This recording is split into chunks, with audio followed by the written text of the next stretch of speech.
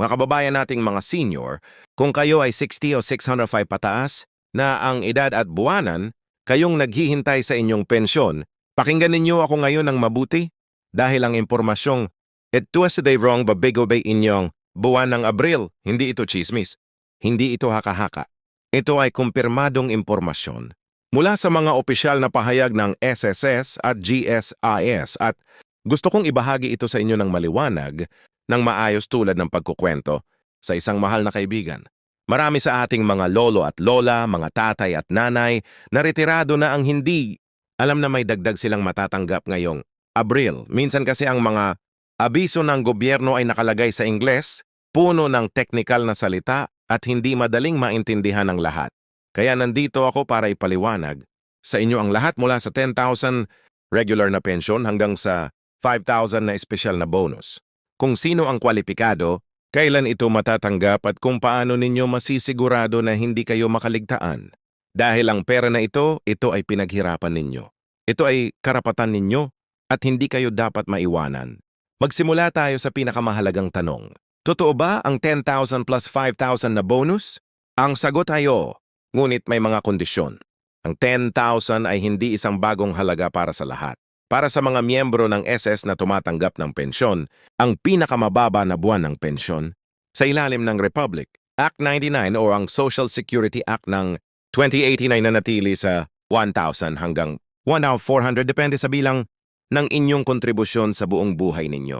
Ngunit para sa mga miyembro ng GSIS, ang mga dating empleyado ng gobyerno, ang mga pensyonadong may matagal at mataas na sweldong record, ay maaring makatanggap ng higit sa 10,000 bawat buwan bilang kanilang basic na pensyon.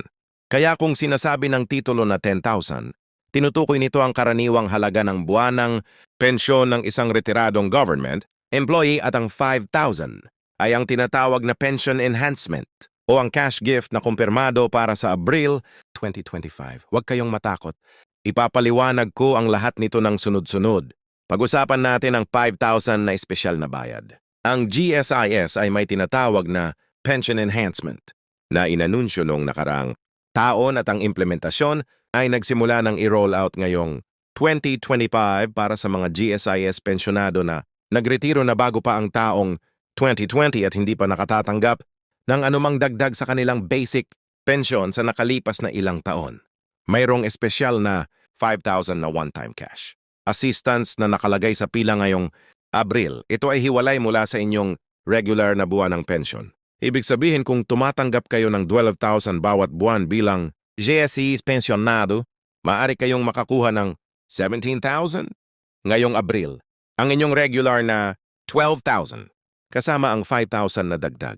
Para sa mga SSS pensionado naman, may katulad na programang tinatawag na social pension. Isang 500 bawat buwan na dagdag para sa mga indigent na senior citizens na 60, taong gulang pataas na hindi nakatanggap ng kahit anong buwan ng pensyon. Ngunit para sa mga regular SSS pensionado, may mga espesyal na provision din na dapat ninyong malaman. Ngayon, pag-usapan natin ang isang bagay na maraming senior ang hindi alam, ang tinatawag na clawback o reduction. Ito ang sitwasyon kung saan ang inyong pensyon ay maaaring mabawasan o mapigilan. Una, kung kayo ay muling nagtrabaho pagkatapos magretiro kahit part-time, kahit kontraktual at hindi ninyo isinulat ito sa inyong GSIS o SSS record, maaari kayong ma-flag para sa overpayment audit. Pangalawa, kung kayo ay nakatanggap ng dalawang pensyon, halimbawa parehong SSS at isang foreign pension, may mga regulasyon ng gobyerno tungkol sa dual pension recipients na dapat ninyong malaman. Pangatlo, ang mga benepisyaro na nagkamali sa pag-file ng death benefit habang buhay pa ang pensyado. Nangyayari. Ito minsan dahil sa pagkalito sa mga papeles ay maaaring dumanas ng pansamantalang hold sa lahat ng benepisyo. Ang pinakamainam na gawin ay tumawag sa inyong pinakamalapit na SSS o GSIS branch at humingi ng statement of account o pension history para masiguro na walang pending na issue sa inyong account bago mag-Abril. Kausapin natin ang inyong payout schedule dahil ito ang tanong ng bawat pensado. Kailan eksaktong darating ang pera? Para sa mga GSIS pensionado, ang regular na pensyon, ay inilalabas tuwing ika-15 at katapusan ng buwan para sa mga may ATM. Based na account at ang proseso ay otomatiko. Para sa mga may GSIC card, ang pera ay direktang idine-debit sa inyong account. Para sa mga SSS pensyonado naman, ang schedule ng pagpapalabas ng pensyon ay nakabatay sa inyong huling 2 digit ng SSS number. Kung ang inyong SSS number ay nagtatapos sa 1 o 2, ang inyong pensyon ay inilalabas sa unang linggo ng buwan. Kung nagtatapos sa 3 o 4, pangalawang linggo, nagtatapos sa o 6 ikatlong linggo. At kung 7, 8 to 9 o 0 ang inyong pensyon ay inilalabas sa ika-4 na linggo ng buwan. Ang 5,000 na espesyal na bayad para sa mga kwalipikadong GC pensyonado ay inaasahang ilalabas kasabay ng regular na pensyon sa buwan ng Abril. Kaya bantayan ninyo ang inyong account sa mga araw na iyon. May nakatagong benepisyo ang maraming senior ang hindi na-avail at gusto kong ibahagi ito sa inyo ngayon. Una, ang calamity loan para sa SSS at GSIS members. Kahit retirado na, kayo meron pa ring mga uri ng emergency assistance na maaari ninyong i-apply, lalo na kung kayo ay naapektuhan ng bagyo o natural na kalamidad. Pangalawa, ang Medicare o PhilHealth integration. Ang lahat ng SSS at GSIS pensyonado ay automatikong miyembro ng PhilHealth at dapat silang makatanggap ng benepisyo sa ospital ng walang bayad o may malaking diskwento. Ngunit maraming senior ang hindi ito na-avail dahil hindi nila alam na kailangan nilang i-update ang kanilang PhilHealth record bilang pensyado at hindi bilang aktibong miyembro. Kung mayroon kayong ospital na bisita ngayong taon at nagbayad kayo ng buong bayarin, bumalik sa PhilHealth at magtanong kung may refund or reimburse na maaari ninyong makuha. Pangatlo, ang unemployment benefit extension para sa mga miyembro ng GSIS na napilitang mag-early retirement. May mga karagdagang benepisyo na maaaring hindi pa nila natatanggap dahil hindi nila alam na kwalipikado sila. Ngayon, pag-usapan natin ang isang sensitibong paksa, ang buwis.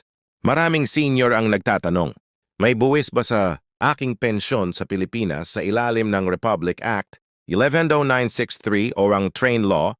Ang mga pensyon na natanggap ng mga retiradong empleyado ng gobyerno mula sa GSIS ay exempt sa income tax. Ang mga SSS pensyonado naman ay ganun din. Ang inyong buwanang pensyon mula sa SSS ay hindi binubuwisan. Ngunit kung mayroon kayong karagdagang kita bukod sa inyong pensyon, halimbawa nagpapaupa kayo ng bahay, nagtatayo ng maliit na negosyo o nakatanggap ng lamps mula sa isang transaksyon, ang mga karagdagang kita na iyon ay maaaring subject pa rin sa income tax. Ang pinakamainam na gawin ay kumonsulta sa isang BIR accredited tax practitioner o pumunta mismo sa inyong pinakamalapit na BIR office para sa Senior Citizens Tax Assistance Program. Huwag hayaang mangutang kayo ng hindi ninyo dapat bayaran, pero huwag din kayong maiwasan ng penalty dahil sa hindi pag-file ng return sa mga kinakailangang kaso. Mga tips ko sa inyo kung plano ninyong pumunta sa SSS o GSIS office ngayong Abril dahil alam nating lahat na matagal ang pila. Una, pumunta ng maaga bago mag-9 ng umaga at magdala ng lahat ng inyong dokumento, valid ID, passbook o ATM card at isang photocopy ng inyong pension certificate. Pangalawa, kung mayroon kayong kasamang pamilya, huwag dalhin ng marami. 1 o 2 lang ang kasama para hindi masyadong maingay ang sitwasyon at mas madali kayong matulungan ng mga staff.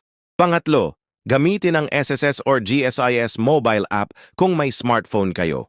Maraming transaksyon ang magagawa online na tulad ng pag-check ng inyong monthly credit, pag-update ng contact information or pag-apply ng loan. Ito ay nagtatipid ng oras at lakas. Pang-apat, kung hindi kayo makapaglakad ng maayos o may sakit, magtanong kung mayroon silang senior citizen lane or home visitation service.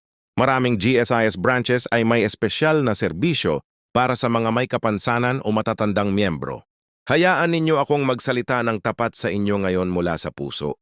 Ang bawat sentimo ng inyong pensyon ay kinatawan ng dekada ng pagtatrabaho, ng pagod ng sakripisyo.